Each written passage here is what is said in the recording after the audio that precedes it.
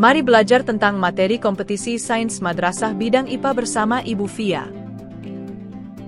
Kisi-kisi materi IPA terdiri dari beberapa pokok bahasan, seperti yang tertera dalam tabel. Pada pertemuan ini, kita akan membahas tentang materi pengukuran dan metode ilmiah. Materi ini terdiri dari beberapa pokok pembahasan. Kita mulai dari bahasan tentang besaran. Besaran adalah segala sesuatu yang dapat diukur, memiliki nilai, dan satuan. Ada dua jenis, besaran pokok dan besaran turunan. Besaran pokok adalah besaran dasar dan tidak bergantung pada besaran lainnya. Sementara besaran turunan adalah besaran yang diturunkan atau diperoleh dari besaran pokok. Lebih jelasnya dapat kamu lihat di tabel. Besaran pokok hanya ada 7. Ketujuh besaran pokok inilah nanti yang menentukan besaran-besaran turunan lainnya. Agar mudah menghafalnya bisa disingkat jiwa SMP. J untuk jumlah zat, I untuk intensitas cahaya, W untuk waktu, A untuk arus listrik, S untuk suhu, M untuk massa. Terakhir ada P untuk panjang. Besaran pokok hanya memiliki satu komponen satuan. Jelasnya dapat kamu lihat di tabel.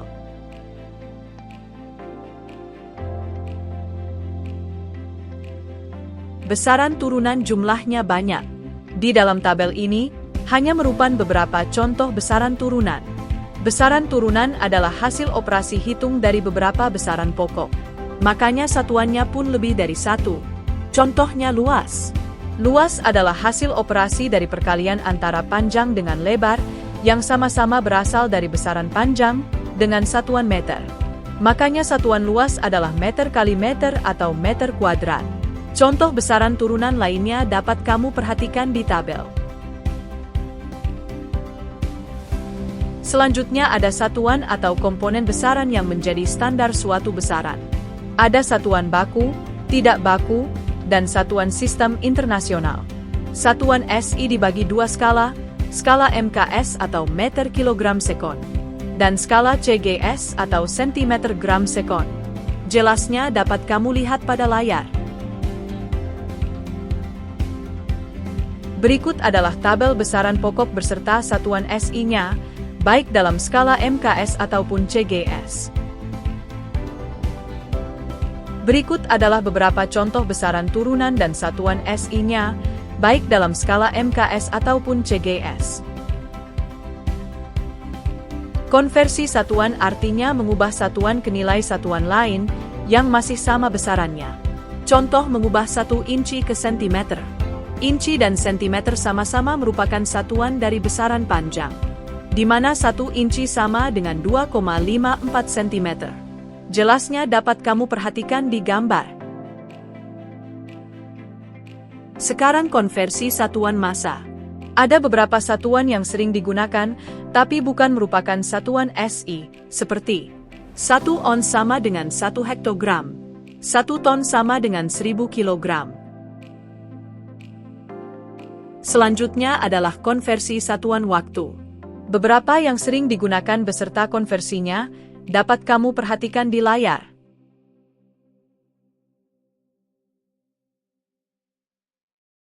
Selanjutnya adalah konversi satuan suhu. Ada 4 satuan suhu, Celsius, Reaumur, Fahrenheit, dan Kelvin. Di Indonesia menggunakan satuan Celsius, sehingga biasanya sering diminta untuk konversi ke Kelvin atau sebaliknya. Kalau Celsius ke Kelvin berarti ditambah 273. Sebaliknya, kalau dari Kelvin ke Celsius, dikurang 273. Jelasnya, dapat kamu perhatikan di tabel. Selesai membahas tentang besaran dan satuan, sekarang kita bahas tentang dimensi. Dimensi adalah suatu besaran yang menunjukkan cara besaran tersebut tersusun atas besaran-besaran pokok. Masing-masing besaran pokok hanya memiliki satu dimensi, seperti tertera pada tabel.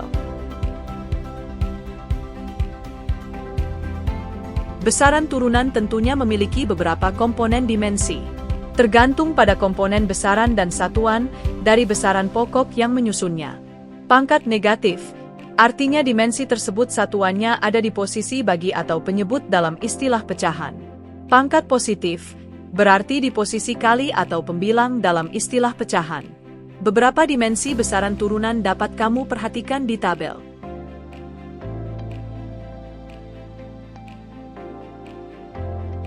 Selesai membahas tentang dimensi. Sekarang kita bahas tentang angka penting. Angka penting adalah angka-angka hasil pengukuran atau perhitungan dengan tingkat ketelitian tertentu. Notasi ilmiah adalah cara penulisan bilangan yang sangat besar atau sangat kecil dalam bentuk perkalian dua faktor. Nilai n negatif, berarti nilai bilangannya sangat kecil, nilai n positif, artinya nilai bilangannya sangat besar. Jelasnya dapat kamu lihat di layar.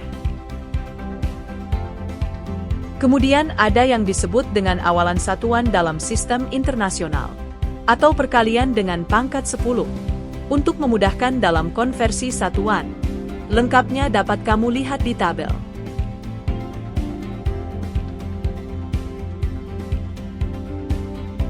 Ada 5 aturan angka penting.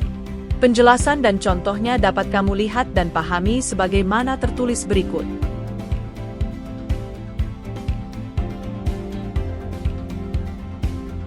Aturan operasi hitung angka penting adalah sebagai berikut. 1. Untuk penjumlahan dan pengurangan, hasil akhir hanya boleh menggunakan satu angka taksiran di belakang koma. Dengan pembulatan ke atas, jika nilainya sudah di atas 5. 2. Untuk perkalian dan pembagian, hasil akhirnya menggunakan jumlah angka penting paling sedikit sebelum dilakukan operasi hitung.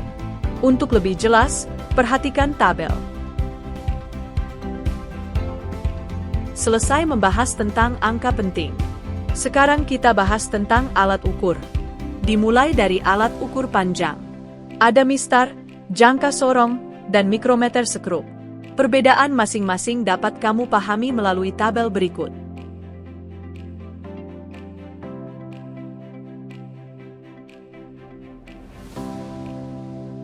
Berikut adalah bagian-bagian dari jangka sorong.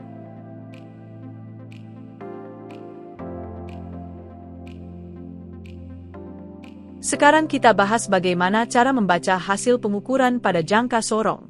Ingat, skala utama dan skala nonius pada jangka sorong saling berhimpit secara sejajar, ya.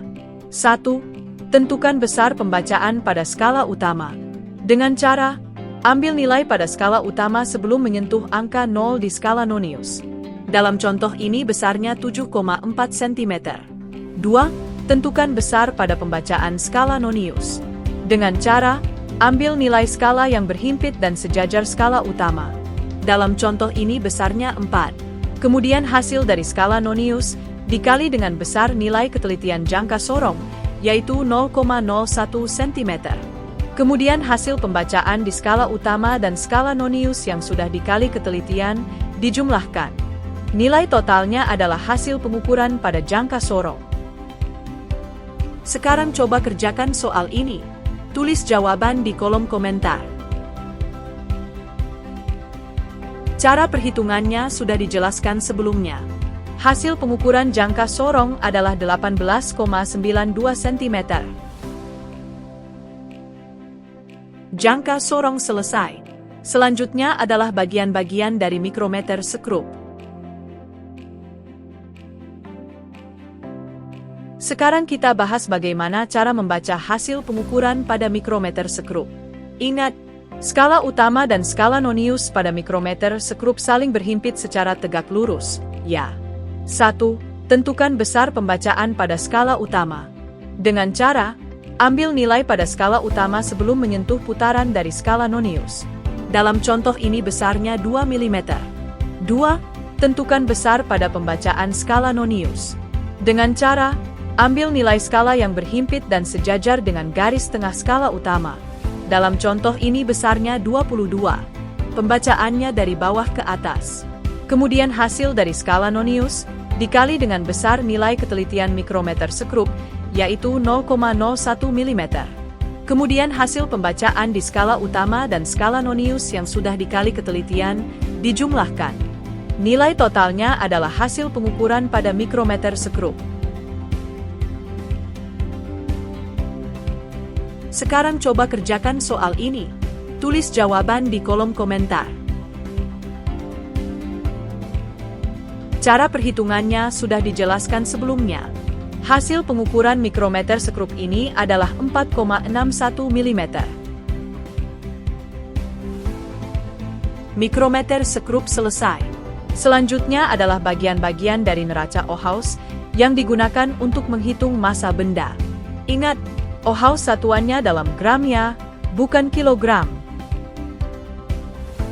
Sekarang kita bahas bagaimana cara membaca hasil pengukuran pada neraca Ohaus. Sangat gampang. Kamu hanya perlu menjumlahkan total keseluruhan skala yang terbaca dan berhimpit dengan penunjuk pada masing-masing lengan skala. Contohnya lengan 1, nilai yang berhimpit 400. Lengan 2, nilainya 30, dan lengan 3, nilainya 7. Total penjumlahan keseluruhan adalah 437. Berarti hasil pembacaan neraca Ohaus ini adalah 437 gram. Sekarang coba kerjakan soal ini. Tulis jawaban di kolom komentar. Cara perhitungannya sudah dijelaskan sebelumnya. Hasil pengukuran neraca Ohaus ini adalah 257 gram atau dikonversi ke kilogram, dibagi 1000, hasilnya 0,257 kilogram. Neraca Ohaus selesai. Selanjutnya kita akan membahas bagaimana cara menghitung massa zat cair menggunakan neraca digital. Zat cair tidak dapat ditimbang massanya jika tidak dimasukkan ke dalam wadah. Oleh karena itu, kita perlu menimbang massa wadah kosong terlebih dahulu, dalam contoh ini besarnya 28,6 gram. Kemudian zat cair dimasukkan ke dalam wadah yang sudah ditimbang, kemudian ditimbang massa total wadah ditambah zat cair. Kita ambil contoh zat cair A. Di sini totalnya 62,4 gram. Besar massa zat cair sesungguhnya adalah massa total wadah berisi zat cair dikurang massa wadah sebelum diisi zat cair. Hasilnya untuk massa zat cair A adalah 33,8 gram. Selesai tentang alat ukur, sekarang kita bahas tentang simbol bahan kimia. Simbol bahan kimia adalah simbol khusus pada bahan kimia yang berlaku universal atau umum. Berfungsi agar beberapa bahan kimia digunakan secara hati-hati sesuai simbol yang tertera. Ada banyak simbol bahan kimia, tapi pembahasan kali ini cukup membahas 7 saja, dan dapat kamu pelajari melalui tabel berikut.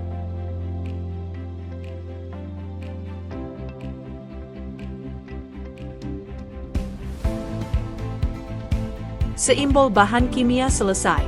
Sekarang kita bahas tentang metode ilmiah. Metode ilmiah adalah proses sistematis yang digunakan untuk menyelidiki fenomena, memperoleh pengetahuan, dan menguji hipotesis. Ada 7 tahapan utama dalam metode ilmiah. Tahap 1 adalah observasi atau pengamatan. Artinya mengamati fenomena atau masalah yang terjadi di sekitar. Kemudian masuk ke tahap 2, perumusan masalah atau pertanyaan. Masalah dirumuskan, masuk ke tahap 3, pembuatan hipotesis atau dugaan sementara. Hipotesis harus berdasarkan pengamatan, pengetahuan, dan pengalaman sebelumnya. Harus logis dan dapat diterima akal. Setelah itu, masuk ke tahap 4, melakukan eksperimen atau pengujian hipotesis. Ada 3 variabel dalam eksperimen. Variabel bebas adalah variabel yang akan diuji. Variabel terikat adalah variabel yang ikut berubah karena variabel bebas. Sementara itu, variabel kontrol adalah variabel yang dibuat tetap dan sama untuk setiap perlakuan dari variabel bebas. Setelah eksperimen, masuk ke tahap 5, analisis data. Data mentah hasil eksperimen kemudian diolah ke dalam bentuk grafik agar lebih mudah untuk dianalisis. Kemudian masuk ke tahap 6, menarik kesimpulan. Hasil percobaan tidak harus sesuai dengan hipotesis awal. Ketika tidak sesuai, maka berikan hasil analisis dan alasan dari segi teori ilmiah yang mendukung. Tahap terakhir adalah melaporkan hasil eksperimen. Dapat dilakukan dengan presentasi, menulis laporan atau mempublikasikannya ke jurnal ilmiah. Selesai sudah pembahasan kita tentang pengukuran dan metode ilmiah. See you on the next video.